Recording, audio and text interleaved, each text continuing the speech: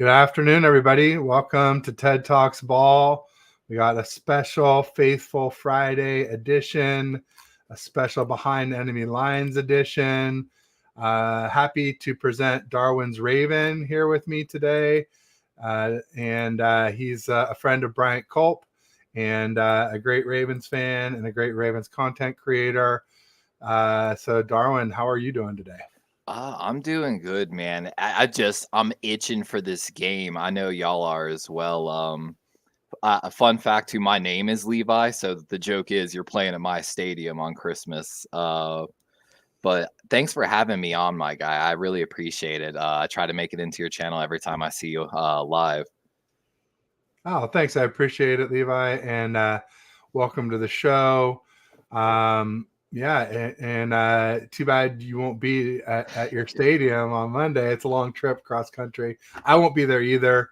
I'll be hopefully just landed on a trip out to the islands, to the Hawaiian Islands. So, I don't think I'll get a chance to see the game live. I'm just hoping I'll get a chance to see it, a replay of it, not too long after, before all the spoilers come through. You know, it's always impossible. Oh, yeah, that's going to be so hard. Especially when everybody knows I'm a huge Niner. Exactly. You're going to get so many messages like, oh my God, I can't believe Niners won, or oh, I can't believe they lost. Yeah. Or, oh, did you hear that Debo? Are you going to talk about this on your show?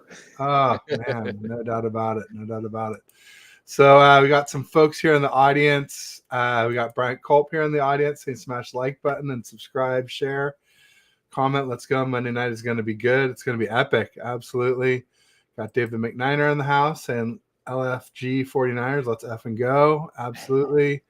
I got you there. A couple comments. I'll skip those. Tommy says your stadium.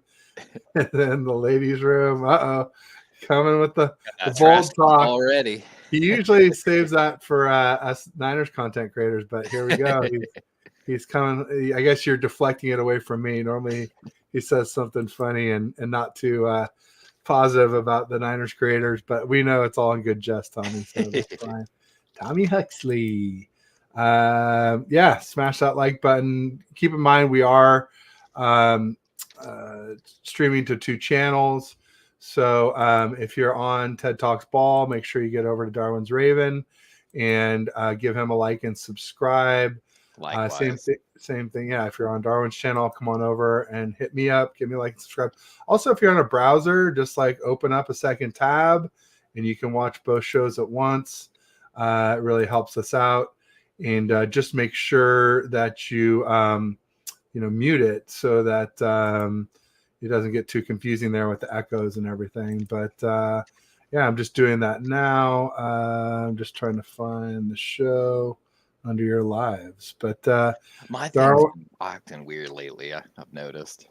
There we go. One. Yeah, it's weird. What's been weird is like the views don't come in right after the show anymore like they used to. Like I've noticed that as well. Like they kind of like it's like slower. Yeah, and like you'll watch a show and it'll say 1 view, and it's like we had 15 people watching the show. What's going on? Why is it exactly so slow? Like I'm glad I'm not going crazy on that. I really was trying to figure out what that was about. Yeah, last week I was trying to pull up my own live as I was live, and it was like telling me, "Nah, like you're not live," despite like my entire audience, and like it was pretty crazy. There you go. No, you're not crazy. At least not for that. Maybe it's something else, but not for that. Tony Culp, Bryant, the better half of the Culp family, is here saying, "Hey, Levi." Carcast is in the house. Make sure you check out his channel. Stevo's Customs in the house. Says shout out to my guy Ted. Everybody knows the rule. Happy spouse, happy house. That's right. Happy wife, happy life. All that good stuff. Stevo's Customs. He does custom sneaks and other things. If you want some custom artwork, hit him up. Also, probably important to mention now with all the drama going on, this is not the same Stevo as Stevo Supremo, who has some beef with Ryan. We're all kind of trying to stay out of it, but it is what it is. Just got to get some things sorted out with my DM group because Bryant and McNiner are supposed to be in there, and so I'm working on that. Should have that resolved soon, one way or the other. So could get interesting. Steve was saying, I think we're too much gassed for the Ravens. I think if we're healthy, we are. And the interesting thing that sorry. But we don't have Armstead. Oh, well, I mean, we don't know if we have Armstead or Hargrave. I haven't seen the practice reports for today. They're probably not out yet. They probably don't come out. They're not. I've been tracking it so hard, honestly. Yeah, but I'm not expecting to see either of them. Yeah. Y'all have the highest, yard per play offense in the NFL, but of course the Ravens coming in with the least amount of yards per play on defense. So it really is the gap offense and the gap defense. What is LE, Bryant? I don't know what that is. ELE. You have to explain that. Steve-O fears the Lambs. I'm starting to fear the Lambs. They played the Ravens to overtime and won. That's the only game and lost. Sorry, barely. Have you heard lost. that stat line about their rookies on their 90-man roster at training camp? No, I found it in our preview.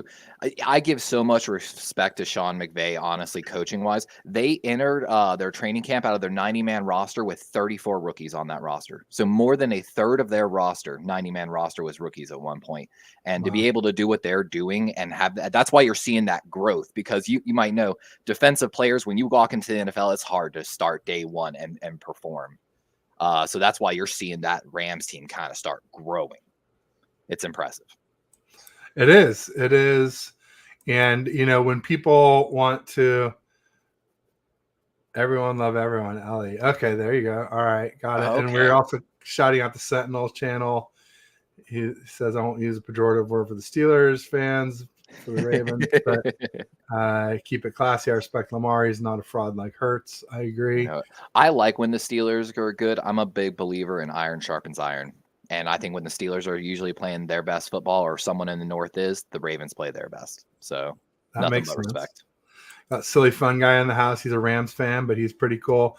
And yeah, as I was saying about the Rams, and the QB wins thing, I love to use Matt Stafford as my exception to the rule for QB wins, because I always say QB wins, they mean something, but they don't mean everything. They don't mean nothing. There's some meaning to them, but they're not everything, because look at Stafford, 12 years on the Lions, 0-3 in the playoffs. First year on a Rams super team, 4-0 playoffs, gets a ring. Then in 2022, the Rams O-line falls apart. Few people leave on defense. All of a sudden, they're 5-12. This year, they got all these rookies at the beginning of the season. They struggle, 3-6.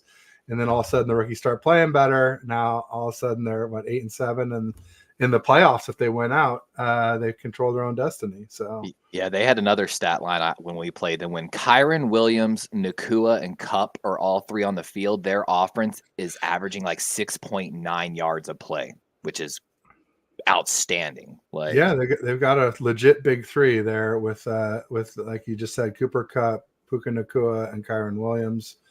It's crazy that one's a rookie, one's a second-year player, and then obviously Cooper Kupp. Yeah, Kyron's got that. He actually was best friends with our Pro Bowl safety Hamilton. They both went to Notre Dame. They actually supposedly did everything together, so they're having fun, in the NFL, but on different teams. There you go. Ty Alston in the house. Check him out. He has his own channel. He's also part of East Coast Red and Gold podcast. I got to meet Ty when he was out here for the Bucks game. He and I were both guests of the 49ers Faithful UK at the gold mine. There's 40 folks, so about 4 of us were here from the States. The other 35, 36 were all from the UK. Oh, wow. A lot of fun. Ty took some cool videos and got a good interview with one of the 49ers PR folks, Brittany. I think her name is Brittany, but I should pay better attention to that. My apologies, but good to see you, Ty. He's also known as 10% Ty. He's the agent to podcasters. He can turn your podcast into podcash.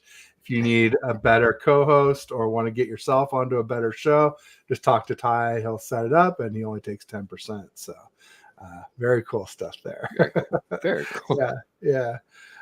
Did Ted just say they have a legit bit Oh no, I didn't say bitch. I said big three, big three. You know, because you need kind of three good weapons. I think you need to be really good in the NFL on offense, which I guess is maybe a good segue into the Ravens, because I feel like they kind of had that with Mark Andrews and OBJ if he's healthy, and Zay Flowers. But now that Andrews is down, likely is a really great story for a second-year player. But I mean, he's not going to got a carry the unique team the way Mark connection Andrews did, to right? Isaiah Likely. He's definitely no Mark Andrews. For those that followed the reports, Isaiah Likely was actually the breakout star for the Baltimore Ravens in training camp. 6'3", like close to that 230. Really shifty, known for in college his run after catch. He's now in his sophomore year. But his first year, dude, his run blocking was so bad. So bad. Like if he wasn't an all-star receiver essentially at tight end, he would have been cut from most teams. Got a little better in his second season. The real story though, is they've played Patrick Ricard more as on the line as like an extra tight end offensive lineman instead of as a traditional fullback, which has paid dividends. But also we got another guy from Iowa State, Charlie Kolar, back, kind of took over the role as Nick Boyle in the Ravens offense. And if you don't know anything about Nick Boyle, long time ago, signed a 3-year, $15 million extension with the Ravens. One of the best blocking tight ends in the NFL. And that's kind of Kolar's role in this offense, but Ricard also helping as well. But Isaiah Likely, good on the tight end screens. Keep an eye on it. There you go. Well, yeah, I know Ricard. He's a monster. Mm-hmm. Used to play some defensive tackle as well as fullback. He's a big boy. Take some of the sting out of you guys losing Juszczyk to us. I'm sure. So we were happy, honestly, for Juszczyk. Like actual Raven fans, when he went to y'all, he works better in y'all's offense. He's 230 as well, if I'm not mistaken. He gets outside quicker on those zone runs. He's a great pass catcher going back all the way to Harvard.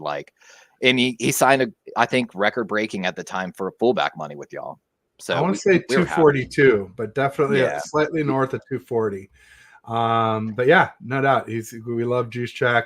Someone was saying on my show not too long ago that he's overpaid. And I was like, I don't think he's overpaid. I just think he's underutilized. I don't think we use him enough, but he's worth it if we just got him more involved.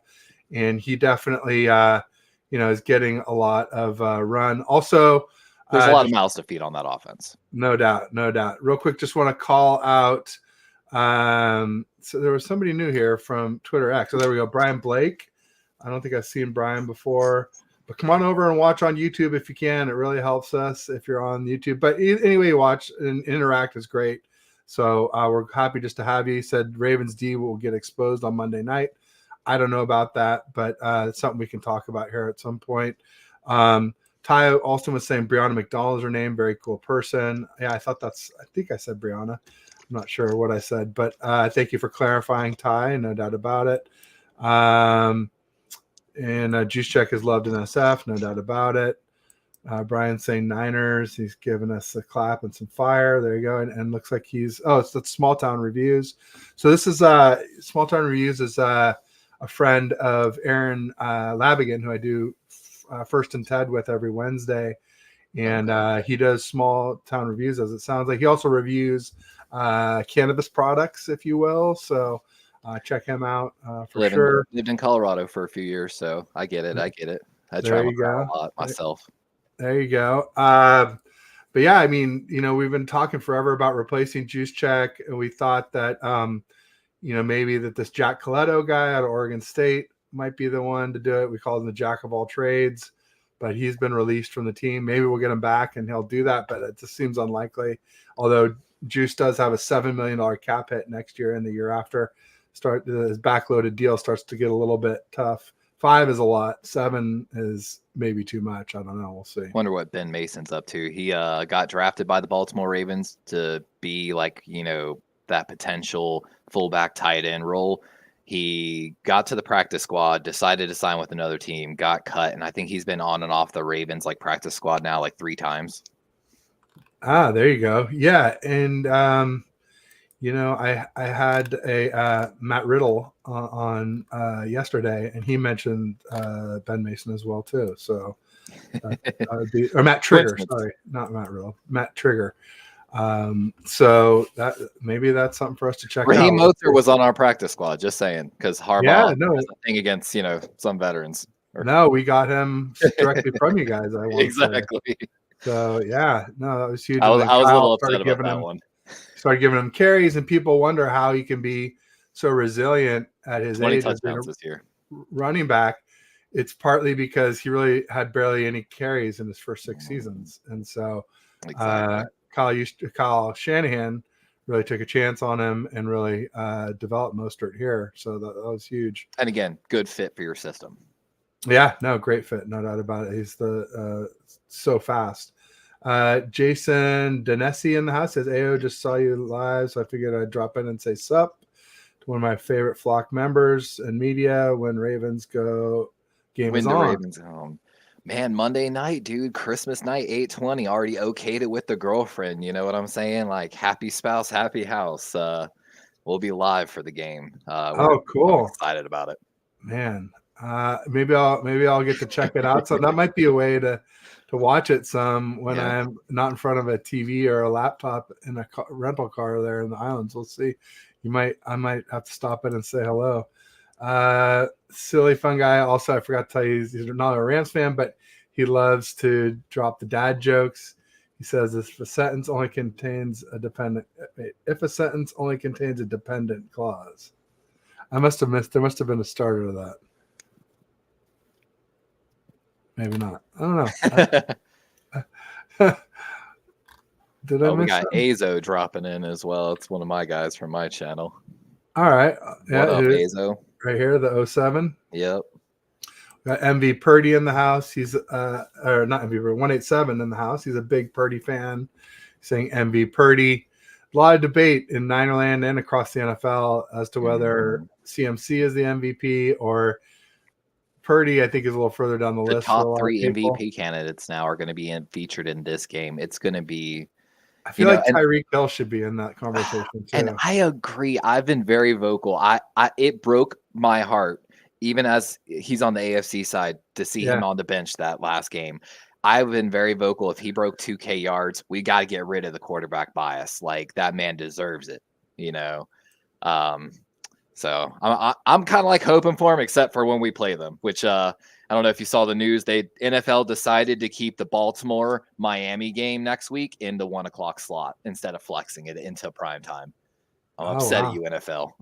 Yeah, it defies logic a lot of times how they do that. There's a lot of times where I thought what's funny is he talking about the reviewing those products. I thought about doing a whole channel for that as well because I'm weird. I keep a logbook of every strain I've tried my years in Colorado over 3 years. It's like hundreds and hundreds. I'm a weird guy. Not at all. No, I mean, it's important because there's so many differences. And so I'm really into genetics. I'm a man of science. I mean, a lot of people don't realize what a big difference there is between a sativa and an indica. Like, a lot of people just think of pot and indica because it makes you tired, makes you hungry, lazy, all those type of things. But then the sativa is so very, very different. And when they're like a mix of the two, that percentage is so important of whether you're going to stay awake or go to sleep, maybe have anxiety or be relaxed. And it can be a very different experience. If you're smoking weed to get relaxed and you have the wrong kind of sativa, or vice versa. A lot of people don't realize THC increases blood pressure, but CBD decreases it. So, of course, also weighing your CBDs and your profiles basically against, because a lot of people, that's the thing too. They're like, oh, and everything is geared towards a higher THC percentage. I got to get with Small Town Reviewer too, because I've got in one of my logbooks here somewhere. I've been trying to start a company and an app for a while in that industry. I want to start a recycling company. Nice. It's one of my projects deep down, trying to make some money. I just hope you don't run into mafia types doing it. Yeah, there's a lot of palm greasing. A lot of palm greasing that goes Yeah. on in that. Fun fact, of course, in Colorado, everyone knows it's recreationally legal, but technically in the city of Colorado Springs, it is not. There are no recreational stops inside the city of Colorado Springs. You either have to go an hour north or an hour south to Pueblo or Denver, or there's like some weird shops that charge like 60% tax just outside the city limit that are like a weird indigenous area. It's a fun fact. So Colorado Springs, so that's like 6,800 feet elevation, right? Oh gosh, at least might be higher. We've Because the Air Force Academy there is 6,800. Yes, that's where it's right in the shadow of the Niners trained there before the Cards game in Mexico City last year. Honestly, me and my girlfriend, we moved here to Florida a few years ago. Not once have we ever said we like Florida. The constant theme is, man, we miss Colorado. Man. The craziest part about it is the cost of living is higher here in Florida and the pay is way less. Wow. Like, on average. So yeah, it's a rough one. But we're paid pretty good money here, so we're okay. That's good. That's good. Small Town Review says if we win and Purdy has 4 TDs or interception day, he will win MVP. He might be right. A lot of people think it'll be Lamar or Purdy depending on this really could, like, if Purdy has an absolute day, he probably pulls away in the MVP. Same thing with CMC. And again, same thing with Lamar. Lamar has been creeping up. Last time I looked, it was Purdy was in the lead, negative 200 with Lamar at a plus 500. But Lamar's been creeping up for, I think, 3 weeks consecutively. So this really could like be a huge thing. And I don't know if you know this, Lamar only needs 23 yards to pass his previous career high in season passing yards. And he's on pace for 3,800 passing yards, 900 rushing yards, being the first ever quarterback in NFL history to pull those numbers. There you go. I think Joe Stevens is joking. He said, "Who is this guy?" Do you know Joe? Yeah. Joe tried calling me earlier. That's probably why he's probably messing with me. Okay. I was getting ready for the show and everything. And I'm sitting here. I was going to say, it seemed like a joke because he's too smart not to be able to figure it out if you really wanted to know. And then, wait. You were talking about something else, though. I'm so sorry. I got everyone off track. No. It's fine. I just didn't want to miss out on the conversation. I was in the chat. That happens to me sometimes. I'm focused on the chat, and then I think we were about to say something about, was it Small Town Reviews or Sentinel? No, I think it was. I was just talking about how the Niners trained at Colorado Springs. Oh yes, my apologies. Get ready for the Monday night game, or not the Monday. Well, maybe it wasn't. I forget. It was a night game. I remember that in Mexico City, because Mexico City, a lot of people don't realize, is like 7,349 altitude or something like that. So 6,800 at Colorado Springs is pretty close.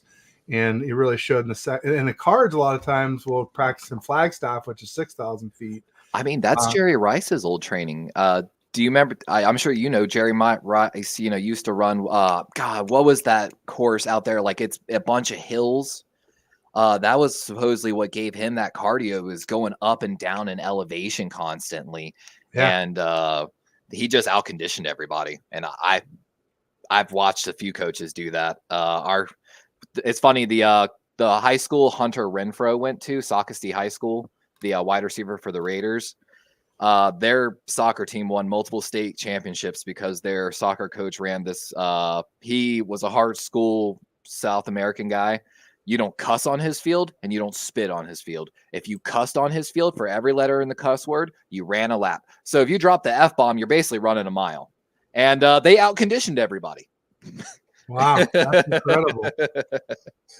I don't spit. How do you not spit when you're playing football? I don't understand that. This was soccer, of course, so like a little different. Okay. Yeah.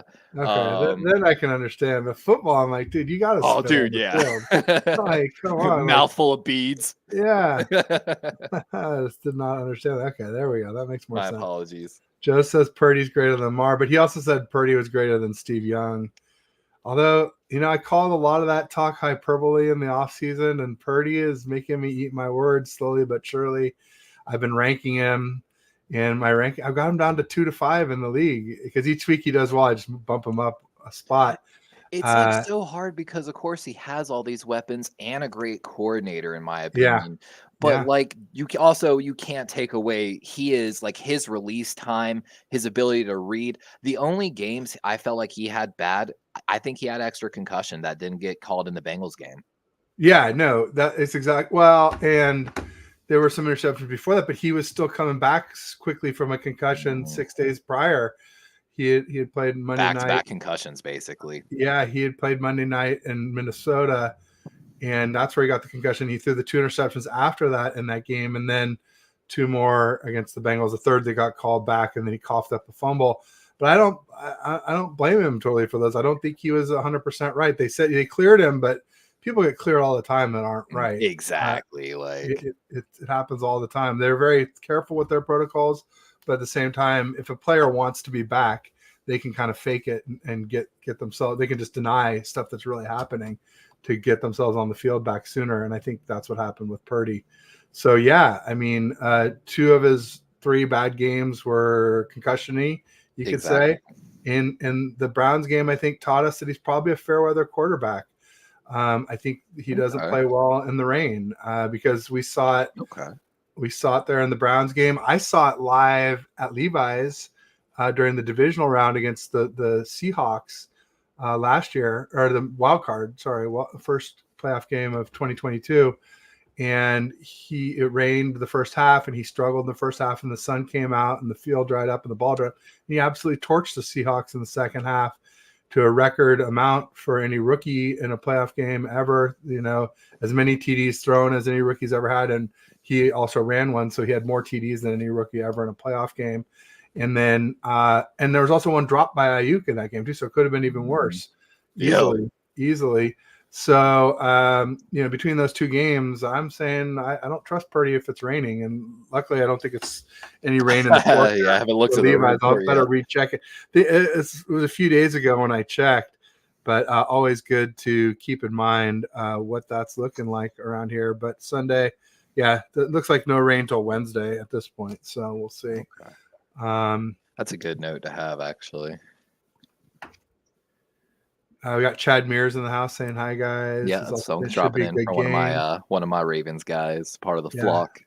I think it's going to be an epic game. You know, 2019. You know about Matabike as well? Was that? Go ahead.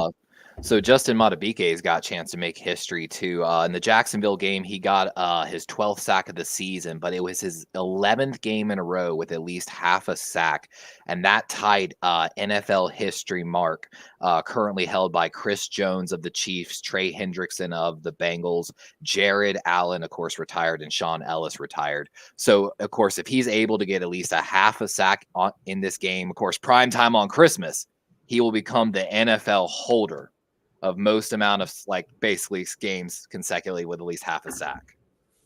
Wow. Yeah. So it's just one of those ones. This matchup is just building.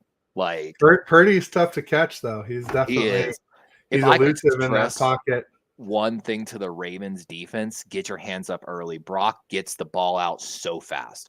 And of course they're gonna be highlighting this matchup all day. Kyle Hamilton versus Kittle. All day. Like he's been the ace in the hole for the Ravens. There you go. So the Sentinel was saying that trail, you know, that hill you were talking about, grew up running with Jerry, still runs it to the trail to this day. It's located off Highway 280 around the Redwood City, Palo Alto area. I've got a lot of respect for the Niners. Like I got a lot of respect for Steve Young. I watched a lot of his tape when I was trying to figure out how to better Lamar for this year. And I took actually some of the advice he gave about, you know, how he really didn't develop as a passer till one of his coordinators took away the running plays, basically the design runs, and it really elevated him as a passer. So I got a lot of respect for the Niners. There you go. We have a lot of respect for the Ravens, and we know that Lamar is like 19-1 against NFC or something crazy like that. Yep, now 19-1, I believe. Yeah. On that, Bryant Culp right there with the game has the chance to be game of the year. I found this stat line earlier through the Ravens website. There's a stat called DVOA, and it ranks basically how good both teams are currently at that time and creates like a point matchup. Supposedly, this is the highest DVO rating in 16 years. The last game back in 2007, the undefeated Patriots led by Tom Brady versus the undefeated Colts led by Peyton Manning, basically. So this really is like game of the decade, potentially. Wow, that's crazy.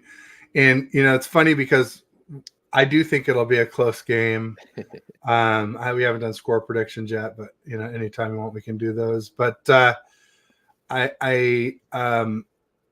it's just funny because the last two times we said this has like the potential to be the game of the year was the Cowboys game and the Eagles game.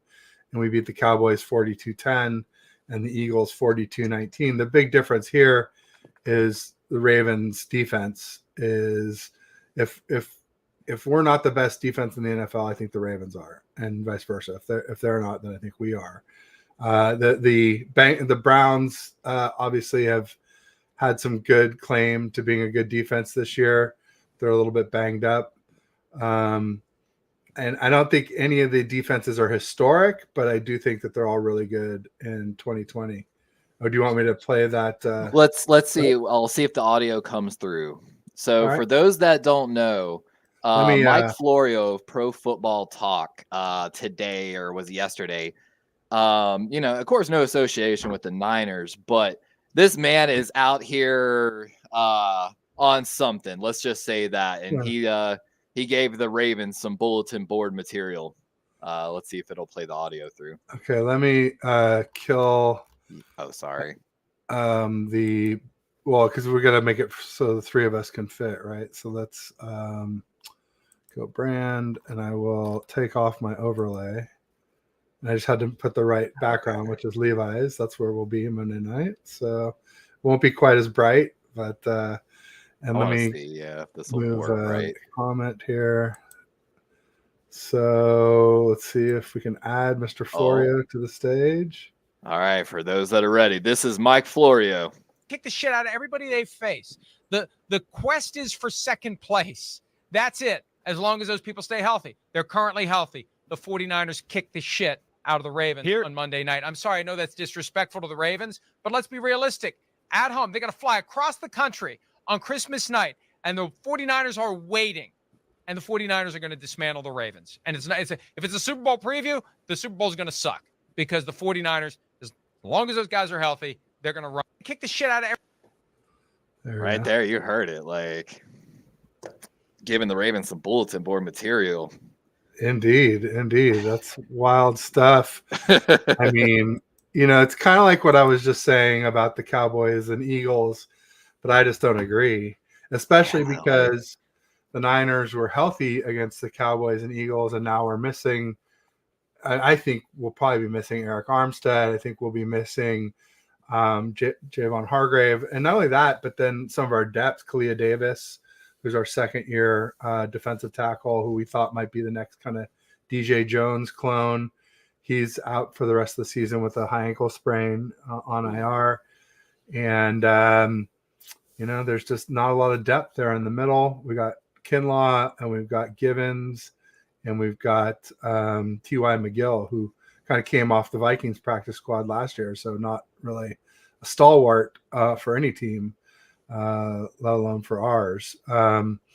So yeah, it's a little bit concerning, and defensive tackles keep the linebackers clean. We need them to make the tackles. The Ravens, at least they just had an injury. Keaton Mitchell, of course, done for the season. So yeah, that's a bummer. A little bit of a break for y'all's defense, at least. Yeah, Melvin Gordon being elevated. I know he has ball security issues, or had last time he played, and he hasn't played much lately. Yeah. So I'm really hoping he doesn't see too many snaps. But Baltimore actually just also signed a guy from the University of Maryland to their practice squad. They're kind of really excited about. There you go. It's interesting. So yeah, I mean, I think if the Niners are healthy, I pick us to beat any team, but we're not healthy. Some of the areas where we're also not healthy is safety. We lost Hufanga, but Jair Brown's been filling in pretty well. I think he's actually improved y'all's coverage grade a little bit. Maybe. According to PFF, y'all actually went, I don't know if it's more from Chase Young or Jair, but I feel like Jair might have a little better range. Well, it's a combination of a few things all happened at once. That's right there at the end of that 3-game skid that we were on. We added Chase Young. Jair Brown came in not long after that. That was after the Bucks game, which is we did win, but so Hufanga was there for the majority of the Bucks game, though, or at least half of it anyway. And but some other big things that may not show up are not necessarily personnel. Well, some of it is personnel. One thing though was moving the corners up onto the line of scrimmage to play more press coverage. Okay. Mooney Ward is a press corner. He is not going to do well if you've got him 8-10 yards off the ball all the time. Another big thing was we got Isaiah Oliver out of nickel. We moved Lenore to nickel, and we moved Ambry Thomas into Lenore's boundary spot. Ambry was thought to be a weak link, but he's been playing really well. And Lenore's been incredible in the nickel. He actually earlier I saw a stat behind PFF like a few weeks ago. I think it was like 290 plus snaps without giving up a touchdown. I don't know if that broke, but absolutely, like you said, been playing outstanding for y'all. Yeah, and so also Wilkes came down from the booth. He had been up in the booth. I was pretty vocal saying like, I didn't think it was necessary for him to come down from the booth. I was like, hey, look, Vic Fangio coordinates from the booth. Dan Quinn for the Cowboys, both good coordinators coordinate from the booth. And some personality types, we missed Saleh, who is, really fiery sideline guy. And we missed D'Amico Ryan, same thing, very fiery, motivational guy. And I wasn't sure that Steve Wilkes had that in him. There were some clips of him from the booth where like everybody's freaking out because it's a great play and he's just sort of like stoic and just looking forward to the next play, and like that could actually rob joy if somebody's like that on the sideline. But sure enough, he went down, and literally that next week the players were talking about how great it was to have it. And then cue up that meme, first time Raven fans looking at Joe Flacco after a huge play, just just stone-faced and stoic. And now the players have talked about it again recently. I think even the last couple of weeks they've been saying it as well. They really have enjoyed having him there, and so that's another thing that's helped our defense. So there's a lot of things. Chase Young is a big one, obviously, but I mean, I think Isaiah Oliver out of there might be the biggest, honestly, because he was so burnt toast. Any fast slot receiver was going to cook him after like one step. Travis, real quick, is asking. Sorry, go ahead. Just asking, did Hargrave and Armstead practice? I don't think we know yet, but we should be finding out soon. In the next hour to hour 15, I would imagine. And then McNiners saying, "What up, Ted Levi? Let's go 49ers." Sideline Steve, yeah, I was wrong about that for sure.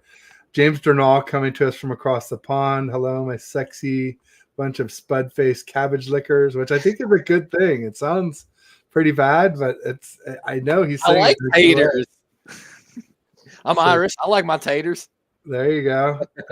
Do we have injury and active list for both teams? It doesn't look like Fridays is up yet. I still see Thursdays.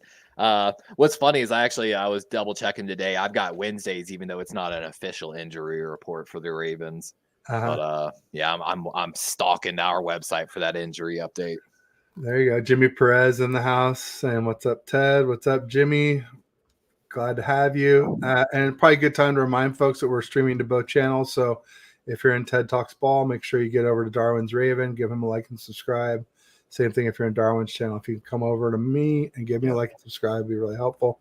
If you're on a browser, open up 2 tabs, watch us both at the same time. We need those view hours, folks. It helps. We do. It helps. I tell you one thing to keep an eye on. The Ravens finally get a guy back. And actually, I was watching John Harbaugh's press conference just a few hours earlier, and he addressed it.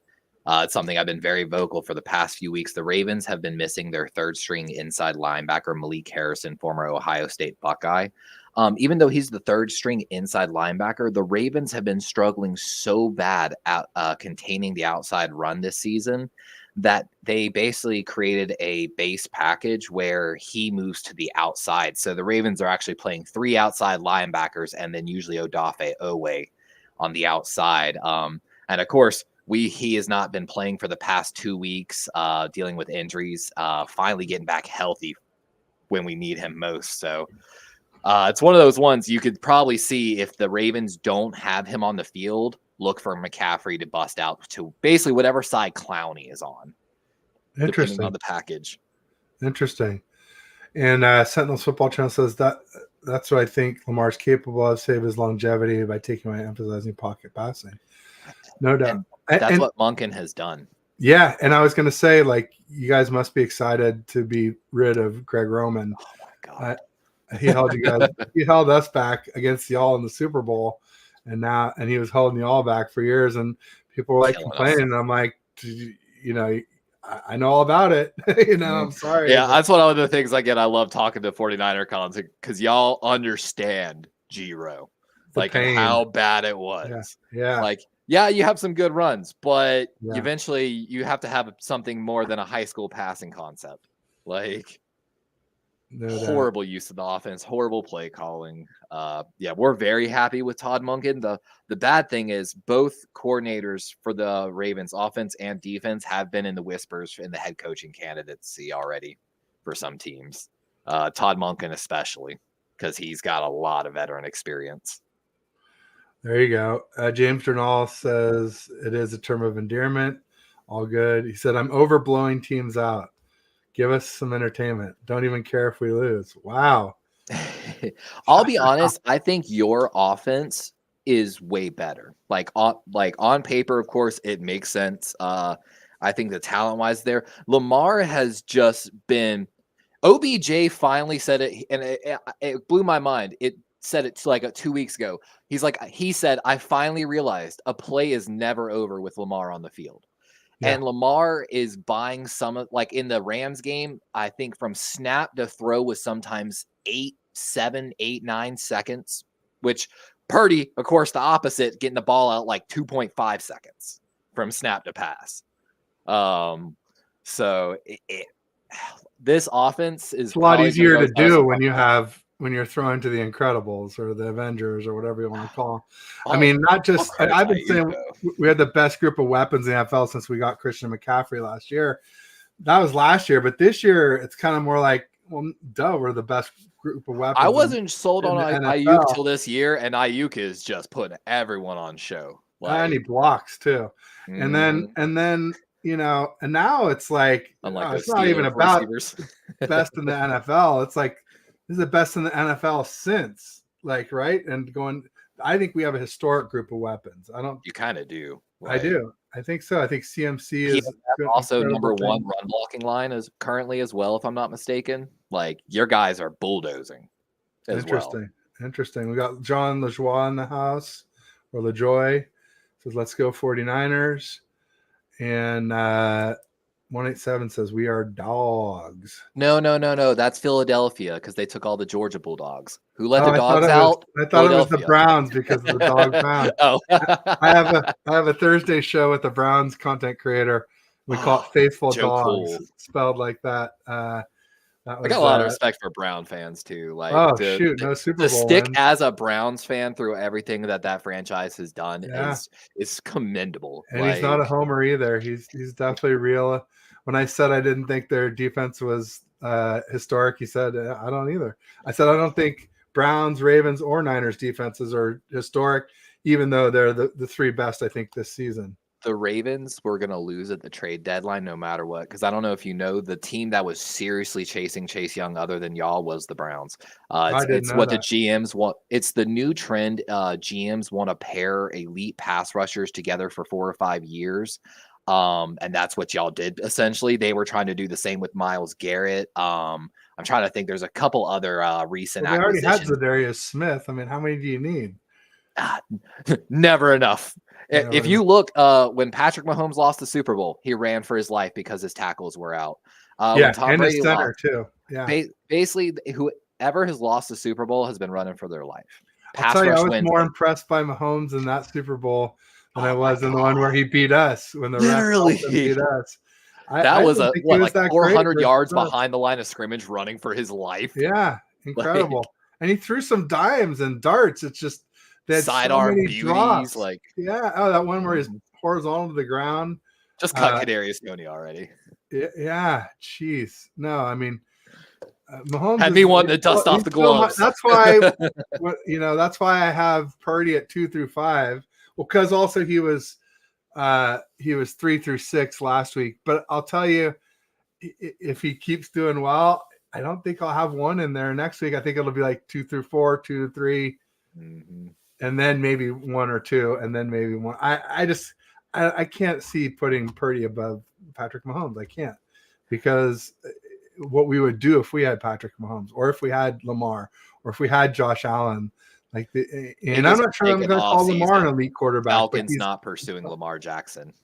Oh, crazy. Arthur Smith's comments about Lamar, and the injuries, and of course all the injuries go with Desmond Ridder. It was mostly Giro, bro.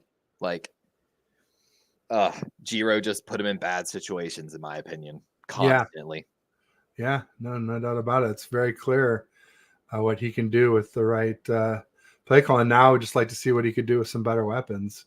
See, the good thing Todd Monken has done, I think Dan Orlovsky, the former quarterback, now NFL analyst, was talking about it on one of his shows. He called Todd Monken's a chameleon offense, because he really has done a great job of just tailoring every single game plan independently. Sometimes it's about giving OBJ isolation plays. Sometimes we see constant screen plays. They're getting the tight ends more involved in the screenplays. It was actually something Giro stopped doing, was screenplays. And as someone that played, when I played, I'm telling you, I hate teams that run effective screens, because you can never play off the ball. Your corner can never back off 5 to 10 yards, or a screen's coming right their way. And screens with guys like Ayuk and Zay Flowers, if they can take it to the house at any second. There you go. James Renal says, I'd love a defensive masterclass or a shootout. Just want to see a challenge after the bye. My wife hasn't complained much about how much noise I make, because the games are over at the half. So, he lives in England. So he's talking about night games. He's up between 1 and 4 a.m. in the morning watching these games. And usually these guys, poor guys over there, they scream, and their wives shut up, I'm trying to sleep here. If you know anything about the games I've called, they always end wild. Look, Ravens, Colts, Ravens, Rams, it always ends wild if I'm calling a game. A pint of whiskey and an awesome night game would change that. Come on. There you go. I know. I've got the crown already lined up. There you go. I released just how bad the dead games are in the fourth quarter, watching Drew Lock make that last drive against the Eagles. It's funny is I called that game too. So another wild finish of the game I called. Yeah. That was a wild one time I'll root for the Seahawks. That was it. Don't ever make me do that again. I just wanted the NFC East to be thrown into chaos a little bit. Both teams now 10-4. Yeah. I just want it to end how it always ends in the NFC East. Yeah. Well, how it always ends is never back-to-back champs. So it means the Cowboys have to win it. So we'll see.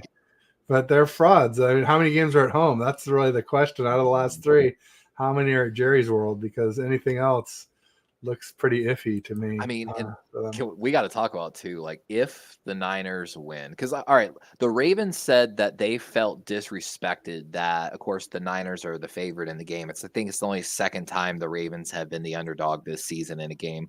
I don't really agree with that. I think it's all respect to the 49ers. I think the Ravens should slightly be the underdog. I think Lamar can pull it off, of course, but I think he's going to just have to show off a little bit if he wants to get that win. The Niners got to give respect. Yeah, I mean, I echo your sentiments. I think we deserve to be favorites at our house, but I don't know. 5.5 does seem like a little much. But I guess 3 of it is home field advantage, right? So I got another thing for you to actually watch for Baltimore. Baltimore is doing something different than any other team in the NFL these past 2 weeks. So I've been very vocal on the channel that I feel like you have to keep 6 starting offensive linemen on any NFL roster. The Ravens are lucky to have developed a guy last year named Daniel Falele, a 6'8", 3, monster tackle. Yeah, like a Jordan Mailata 2.0. Exactly. And he's had to play a little bit of left tackle last year with all the injuries. The Ravens last game almost split both their tackles left and right, 50% snaps. So Ronnie Stanley, the left tackle, really good franchise player, being subbed out for Patrick McCary, who's our 6-man guy for the team. And then right tackle Morgan Moses, who's been one of the best run blockers for us, being subbed out for Daniel Falele. They did it one week, about 20 to 30% snaps, had good success. Last week, up the snaps, Daniel Falele came away as the highest graded offensive lineman, I think, for the Ravens that week, and and Harbaugh was very vocal. So we might see a lot of that, a rotation of the tackles for the Baltimore Ravens in this game. It's something that I'm telling you, I have a feeling NFL is going to focus in on it hard this week, and they haven't as much the past 2 weeks. Yeah, it's interesting. I mean, they say if you have 2 quarterbacks, you have none, but I guess if you have 2 tackles, it's screwy. I know we did it a lot at right guard last year with Burford and Brunskill. And I was saying that we should do it with Feliciano and Feliciano and Burford now, if we wanted to keep developing Burford but still get the best out of Feliciano. But I wouldn't be surprised just to see Feliciano take his job and maybe worry about Burford in the offseason. As long as it doesn't come like an indicative of your play call, which if you don't remember, back when the Ravens lost to the Chargers in the playoffs a while back, they said based off how the offensive linemen were setting their feet, they knew pass or run right before this ball was even snapped. And that was one of those ones where I was so critical of Greg Roman and Harbaugh on our offense. And like, how do you not see that on your own film study? Like, well, people said the same things about Trent Williams tipping plays. It was pretty famous last year. Jesse Naylor, one of our content creators, talked about it. Okay. And it was a whole thing of if Trent Williams had his left foot back, it was a pass set. He was getting a head start. And if it was parallel to the line, it was a run set. And yeah, brutal. But, Trent Williams is so good that, I don't know that there's much you can do even if you know what's coming. Can I ask you a question about that offensive line a little bit? Absolutely. What do you know about your left guard and center, Brendel and Banks? Banks, he's from Notre Dame. He's maybe not the best run blocker in the world, but pretty good pass blocker. Brendel, Banks, is a good run blocker, not the greatest pass blocker. Brendel is the opposite. He is a very good pass blocker, but not a good run blocker. Okay. Brendel might be getting blamed a little bit for Banks. Banks, man, again, one of the better run blockers. His PFF grade 49.9, and that's because his pass blocking grade is ranked so low. Yeah, and that's why I asked about it. No, I think Feliciano might be our best guard, honestly. Oh yeah, ranked 84.4 on PFF right now currently. Yeah. Actually, McKivitz is kind of the same as Brendel. Not a very good run blocker. Right tackle is not a very good run blocker, but he's pretty good in pass pro. I know that was a big thing I was looking for the 49ers to address in the draft was that right tackle position.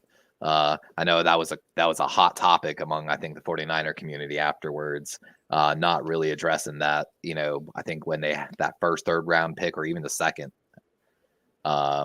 But I know Banks is going to have his hands full. Of course, Matabike has 12 sacks on the year. He's the first Raven since like Terrell Suggs to break double-digit sacks. And of course, from the defensive tackle position, he makes it even more impressive. But the Ravens lead the league in sacks mostly because Mike McDonald, the defensive coordinator in his 2nd year as well, he loves to run stunts. Michael Pierce, the former nose tackle known for being just a pure run stuffer, has 5.5 sacks, if I'm not mistaken, this year, having a resurgent year as well at over 300 pounds. Because again, those stunts come constantly on the inside. That might be one of the few saving graces for the Ravens is to be able to attack the interior, hopefully. But I know one thing, if I remember correctly, about Kyle Shanahan's offense. The only way to truly beat it is you have to prevent the positive play on first down. Kyle Shanahan's entire offense is dependent on gaining good yards on that first play. If he can gain at least 3 or 4 yards, it opens up his playbook like probably I just take a random guess at like 40%.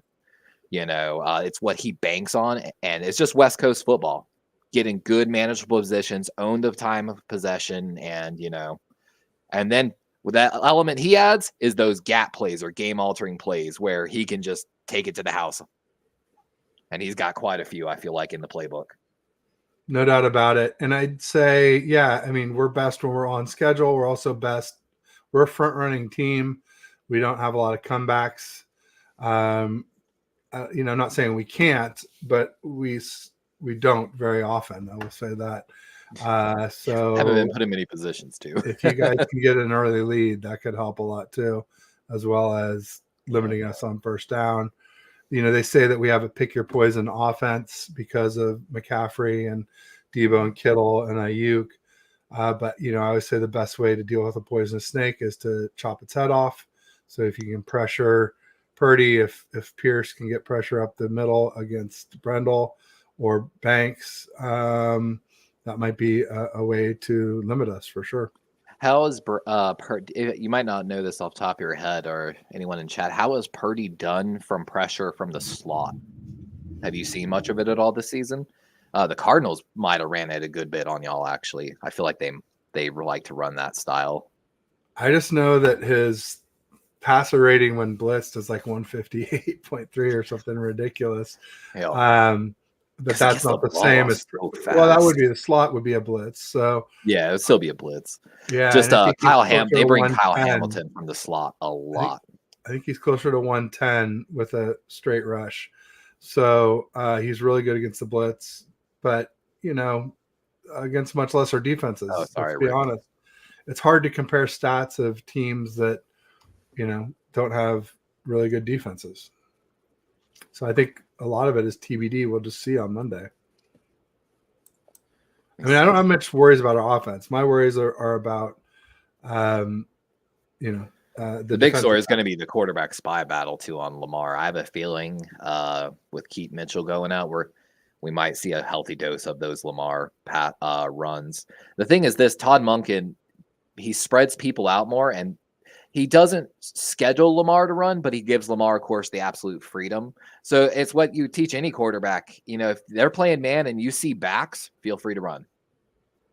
And that Lamar's having one of his most effective years of scrambling under Todd Monken, while, of course, like we said, 23 yards away from passing his career high in season passing yards.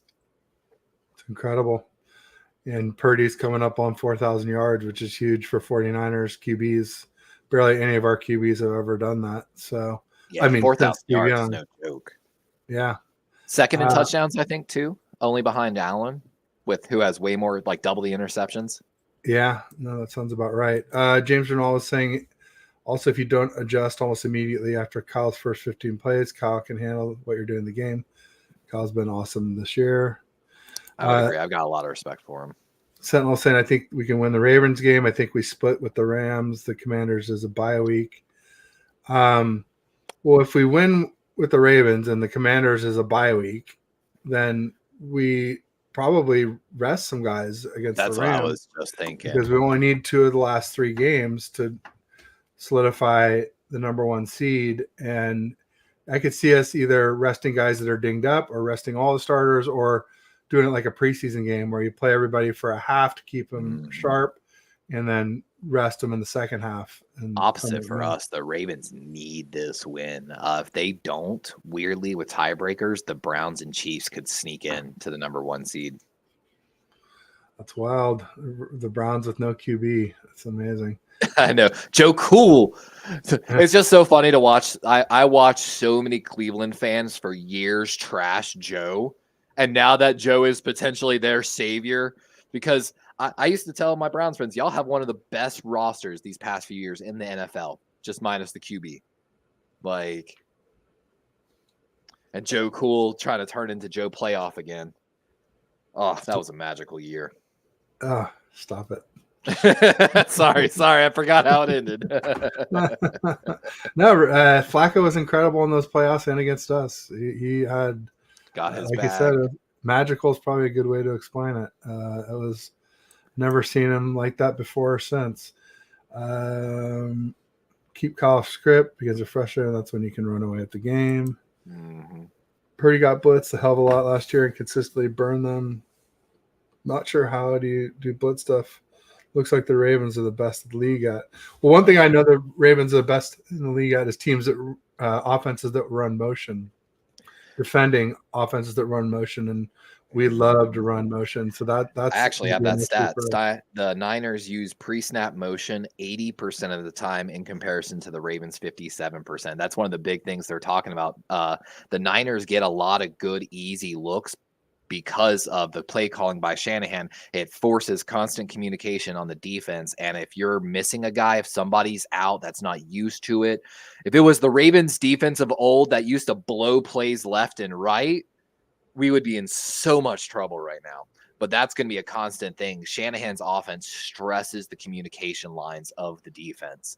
And again, that's the thing. If Shanahan exposes you and you don't have a play call for it, you essentially have to create a play call on the fly to adjust for it, or he's just going to abuse you all game. And that's, like I said, just brilliant coaching, to be fair. No, there's a lot of things Shanahan's a genius about, no doubt about it.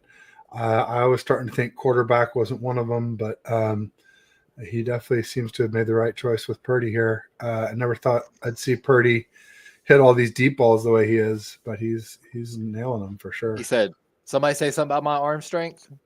Lamar kind of did the same thing. He was missing. He's still missing kind of some of those deep balls. That's the thing. If Lamar would hit even 2 more deep balls every time, they're going for touchdowns if he hits them. He's about half a stride off on that chemistry. And so if he can hit his stride, I would honestly say this. If Lamar was in full stride and he was hitting even 50% more of those deep throws, I think he would be the leading MVP right now candidate. Interesting. Sentinel is asking who your DC is. Our defensive coordinator is Mike McDonald. Mike McDonald, former linebacker coach of the Baltimore Ravens, interviewed for the defensive coordinator, lost it to Wink Martindale, who, of course, is now with the Giants. Baltimore brought him back from Michigan after that magical run with Jim Harbaugh.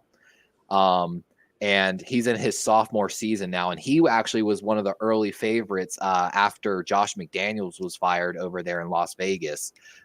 His name's come up because, again, the Ravens are leading the NFL in sacks, despite not having, most people could not tell you who the edge rushers are for the Baltimore Ravens. They know Madubuike.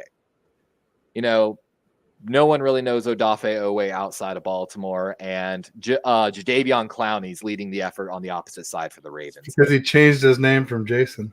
Yes, sir. And I don't know if you know the story about David Ojabo. I think back on the IR, sadly. Oh, too bad. Yeah, he's the Achilles guy in the combine. Sir. So that's also part of the whole chemistry.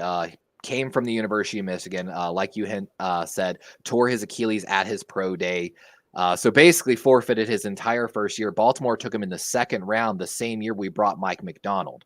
So the guy that Aiden Hutchinson credited for really bringing out his talent as a pass rusher and also made David Ojabo before his Achilles was potentially a top 15 pass rusher.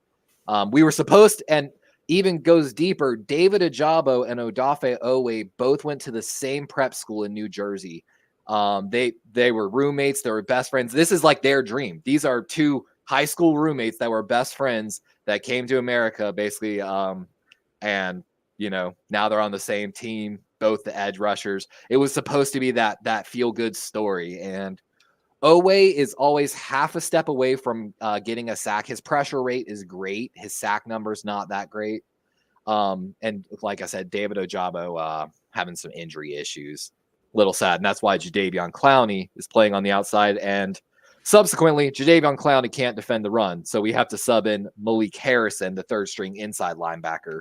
The Ravens, though, might get a young undrafted rookie free agent back. He's been on IR the whole season. They activate him, Malik Ham. I think he might wear number 59. Keep an eye out for him. I think had 2 Christmas ham. had 2 sacks in the preseason, I think, against the Commanders. Really was one of those guys that was going to make I think he made the roster coming out of training camp. Might have. But the Ravens are kind of really excited to get him back. Sorry, I go off the spree. That's fine. Team Collie in the house. Purdy, Debo, Ayuk, and Jennings on the long ball. You overthrew Purdy, would no doubt be the MVP. Oh yeah, you were talking about earlier about how Purdy missed some balls earlier in the season, especially like those 2 or 3 games. Yeah, he did. He missed some before that too, but boy, he's been nails ever since. So hopefully that continues. We'll see. Like Luke Skywalker. There you go. Got all the Star Wars references. How is the Ravens run game without Mitchell? Do they have a home run threat, or is it a power back style? Well, so of course the power back he's referring to is Gus the Bus Edwards, someone I've been banging since we signed Mark Ingram. I've been telling Raven fans we didn't need Mark Ingram. I love Mark Ingram. I love everything about him, but we didn't need him. The other running back to keep an eye on, Justice Hill, wears number 43 for the Baltimore Ravens. Again, he's been on the Ravens roster 4 or 5 years plus now. Jack of all trades. Doesn't really have that power. He's a one-cut style runner with really good burst. I was telling Raven fans last year there's no reason to sign Kenyon Drake. I thought it was a horrible signing, especially when Justice got healthy. Not quite that next level speed of Keaton Mitchell, but he's got a little bit of home run potential. So you got to keep an eye out on him. You'll see Gus on the inside and Justice Hill outside, and on probably passing downs. Got really good hands. There you go. James doesn't like the Luke Skywalker. He says, got to go Vader. The 49ers are the Sith Empire. I don't know. It doesn't end up well for them, James. I'm a Kenobi and Ahsoka Tano kind of person. There you go. Love me some Ben Kenobi.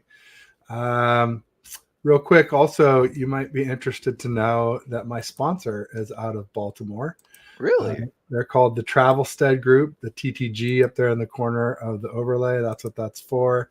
They do retail and hospitality logistics. So they do transportation and warehousing for brick and mortar. They do fixed furniture and equipment, which is FFE. They do operating supplies and equipment, which is OSE. New store openings, rollouts, relocations, decommissions. From the first mile to the final mile and everywhere in between, Travelstead has you covered. Let them know how they can help you via air, ocean, or land. They do closed-loop solutions for retail and hospitality. Nick and Henry are the go-to guys over there, and they have 100% US-based support. So, these are complex operations, so there's often fine-tuning, but sometimes there's snafus too, and it's good to know when you pick up the phone, you're not going to end up in some call center overseas where they have no clue what you or your business do. So check out the link. It's in the description for the show. So is the link to Darwin's Raven YouTube channel. But click the Travelstead link, check out their video, and make sure you tell them Ted sent you. So thanks, Levi, for letting me get the bills paid. And thanks to the audience for their patience. Always. Some of them heard that one way more than once. So. What's funny? I was looking at that, and I was looking at you got a Fanatics code as well, I think. Yes, indeed. I do have a Fanatics. But you know what I need to do is like link it to a CMC or Purdy jersey or something instead of like to the main page. So that's a good reminder. I hope I can get that done before I go on vacation here next week. Actually, I saw it on your link, and it inspired me to go check out the affiliate program over there. I applied and all that, so I'm waiting to hear back. I'm trying to design some merch myself, though, for the channel. Nice. Well, I will put in a good word with the North American director of affiliates and let them know you're interested. Maybe that'll help. So what else? Yep, I was just about to. Yeah, I read somewhere Lamar is great under pressure, but not so good against the blitz. Is he looking to escape on blitz, or is his O-line not picking the blitz up? I've heard the Ravens O-line is a little bit sketchy. We dealt with some injuries here and there. The week 13 bye week was huge for the Ravens, able to start getting healthy here late. I think actually looking at the injury report yesterday, the only people actually on the injury report, OBJ missing a second day with illness, and cornerback Jalen Armour Davis out of Alabama, someone I really had high hopes for, but been on the injury report quite often. So, they're pretty sketchy. The real star has been Ricard. So Todd Monken's offense doesn't traditionally use like a real fullback. But Ricard is too good of a player, especially blocking, to not have on the field. So what the Ravens have been doing a lot this season to negate these all-star pass rushers, look at Myles Garrett's tape with the Browns, is Ricard has been lining up on the line basically as like a tight end or extra lineman because he is 300 pounds. Of course, you talked about it earlier. He was an undrafted rookie free agent defensive tackle that moved to fullback for us. And in this offseason, he spent time, if I'm not mistaken, in a bunch of different position groups. So he was in the running backs room. He was in the offensive line room. He was in the tight ends, wide receiver room, basically doing a lot of it. So that's been the real secret weapon wherever Myles Garrett has been and what we were planning to do before you got Chase Young, basically, wherever Bosa is, line up for Ricard as that second guy. So now every time you have to fight through a double team, and it really it's starting to work its in. I think he's only done it once this season, but Ricard slipped out for, I think, a 20-plus yard gain because they used him so much as a blocker, and then they, delay released essentially on it, especially after a roll. And it's one of those ones deep in the playbook, I have a feeling. Before y'all had made the Chase Young trade, I would have taken the Ravens even. But like I said, in respect, after the Chase Young trade, I can't see the Niners not being the favorites in this game a little bit. There you go. But that's going to be the story. Can we contain both your guys? I mean, adding Chase Young is nice, but it doesn't make up for losing Javon Hargrave and Armstead. So, yeah, interior pass rush is the real. If you have to be able to push the pocket. Yeah, so that makes the edge rushers that much more effective. Exactly. James also said, "I'm still convinced CMC is the MVP, no matter what these guys do in this game. Tied consecutive TD record, nearly 1,000 times 2, almost broke Jerry Rice's TD franchise record." So CMC. I've been saying CMC for MVP that thousand early in the season, but Purdy is definitely catching up. It's getting harder and harder to deny his claim to it, and Monday could be it. I've got another thing to keep an eye on. I haven't really seen it much since the Lions game.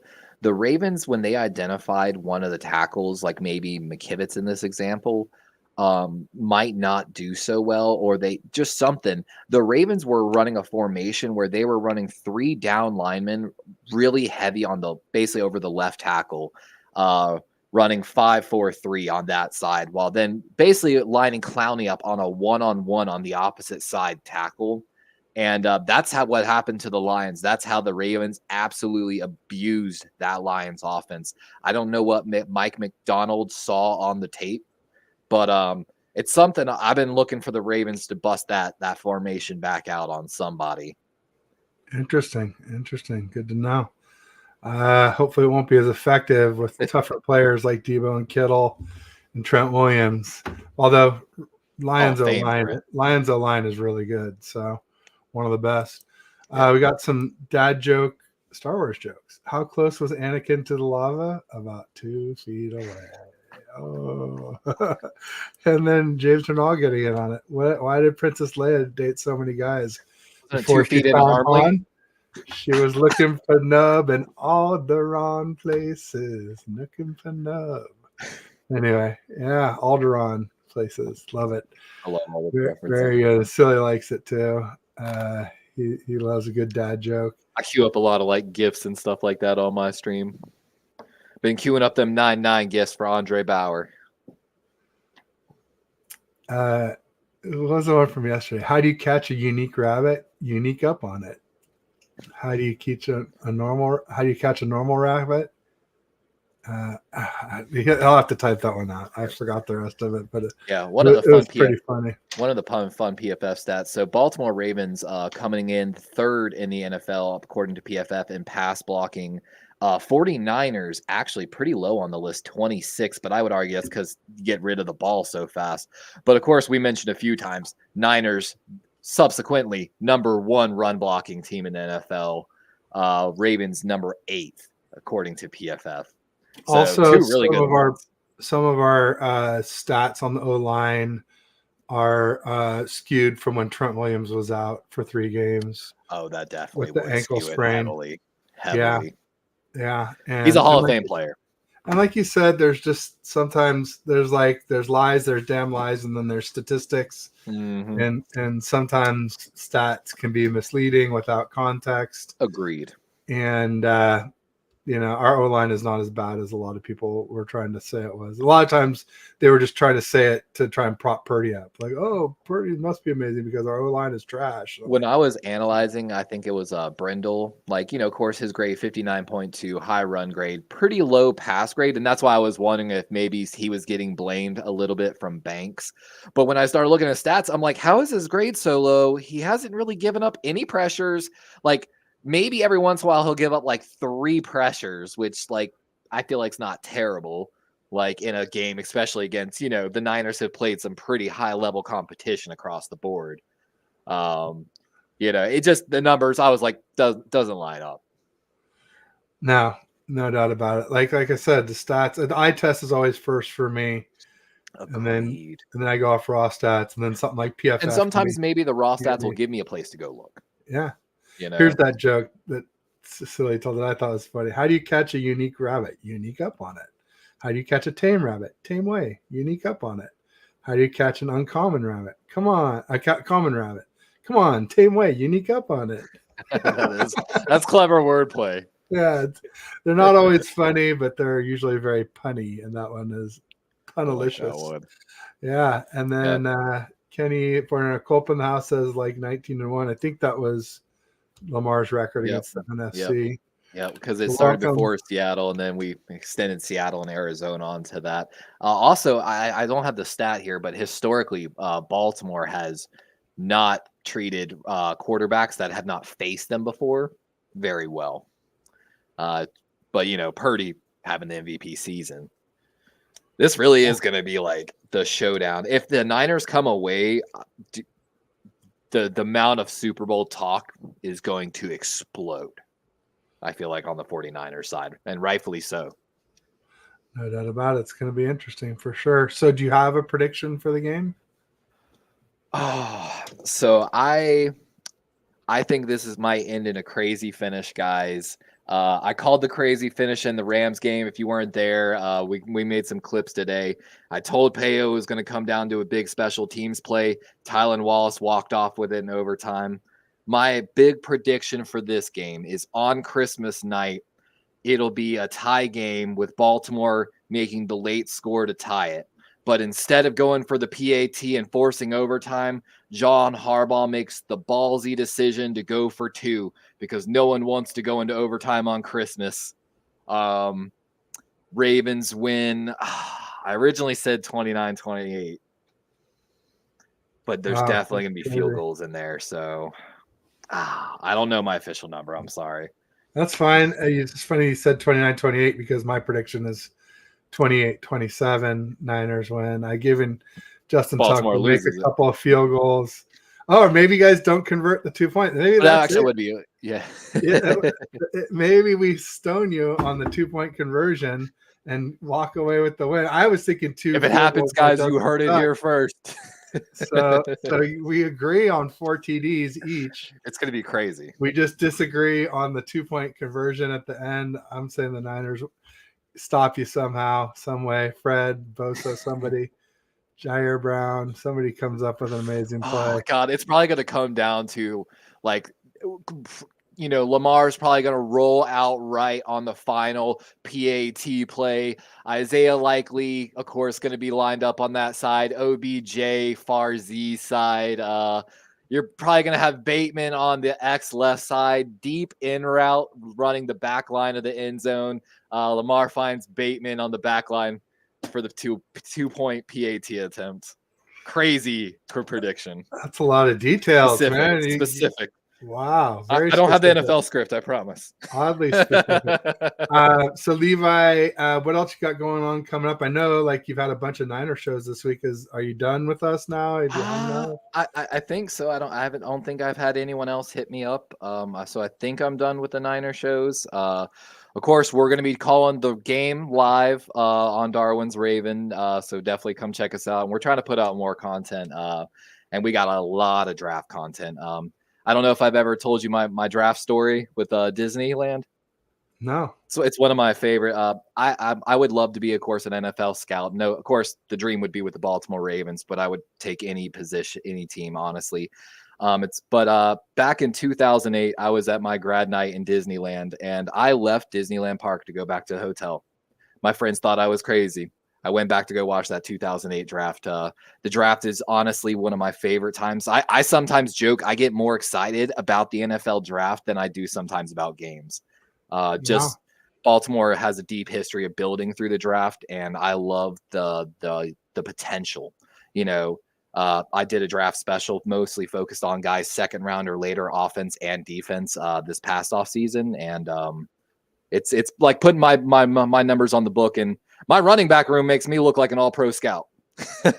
Devon Kane leading the way, and of course, Keaton Mitchell. A lot of people were like, "Where did Tyson Bagent came from?" Yep, I focused on Tyson Bagent, and it was so hard to find stats on him, But by watching him, he caught me through the eye test at the NFL Combine. He was part of the day one quarterback group. And just off something I saw, I was like, you know what? Might be a good game manager. And he showed some talent. So it's one of my things. For Justin Fields, right? Yeah, exactly. I don't know. Like I said, I called a bunch of guys. I focused actually on your 49ers a good bit, tracking your pre-draft visits and all that.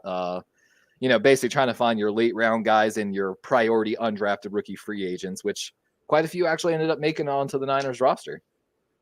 So I look forward to doing more of it this year. There you go. Love it. Some comments to catch up on. James thinks 70-20 or 42-38 if it's a shootout. I don't think it'll be a shootout. I don't want to blow out, get loud. I don't think it'll be a blowout, but I would be perfectly happy if we blew out the Ravens. I don't think you guys will blow us out, though. I don't think anybody's blowing this team out with this offense. If we start blowing y'all out, your offense will respond immediately.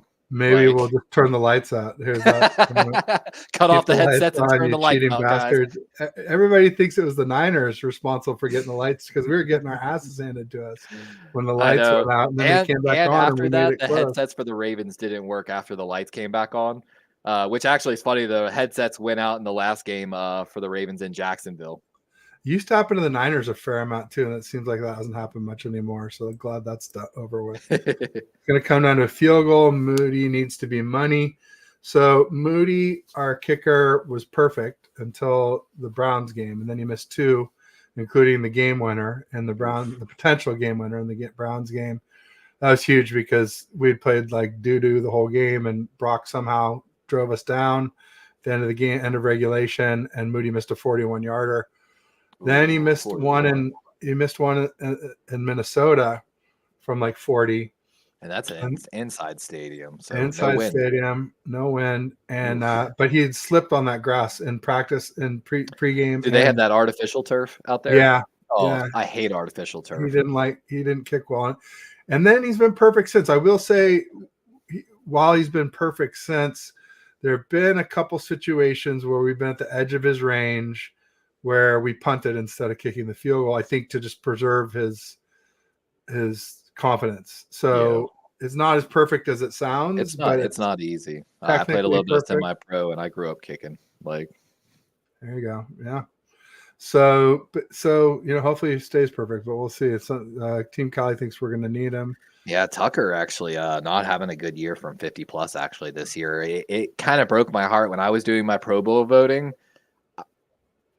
A little bit of favoritism might have played into him making it in for the kickers, but I'll be honest, there have been a lot of really good kickers in the NFL this year. Justin Tucker, of course, reclaimed his spot as the most accurate after missed Young Ho missed like 2 kicks. But man, looking at those stats, that hurt my pride a little bit as a kicker. We've always had a great history of kickers going all the way back to Matt Stover. Right. James Journal says, "Don't be duty, be moody." Well, moody. Another, definition of moody is unpredictable. So if he misses the kick, I'm dusting off my cleats, guys. I used to boot 40-yarders barefoot. There you go. 3 misses in 2 games. The entire team struggled in those 3 games. Yeah, that's true. Randy's defending Moody. I like it. Yeah. Bryant Culp will defend Moody to the death. He's a huge I was Moody. happy for Bryant. I was live with Bryant during the draft, and I was happy for him. Like when they drafted him, I was like, nah. He was honestly the best kicker in college football. You can't really be too angry with it. Not a lot of teams can find kickers like Baltimore does, you know. No. Yeah, we can't find a wide receiver to save our life usually. No, Zay and Bateman are hopefully going to break that. Please don't get mad at me, Flock. Yeah, there you go. There you go. Anything else you got? So I got Ballin' with Bash and Ted today at 3, 6 p.m. Pacific, and then next week I'll probably get some shows in, but nothing's set in stone. I'm on vacation, so only as like the wife and family. Have fun on vacation, by the way. Makes sense. I will do my best, no doubt about it. You think it's easy, but we have childcare here, and we've had help from a night nurse also to help us sleep some, and so we have a young son who's just born. He was just turned 3 months on the 18th, and so he does not like to sleep yet. And me and my girlfriend actually met in childcare at the YMCA, and most of her experience is 7 years and under, and she used to be an infant room supervisor and all this stuff, and so I definitely understand, my guy. James says Bryant would love a plank of wood if it got named kicker. Gotta love that guy.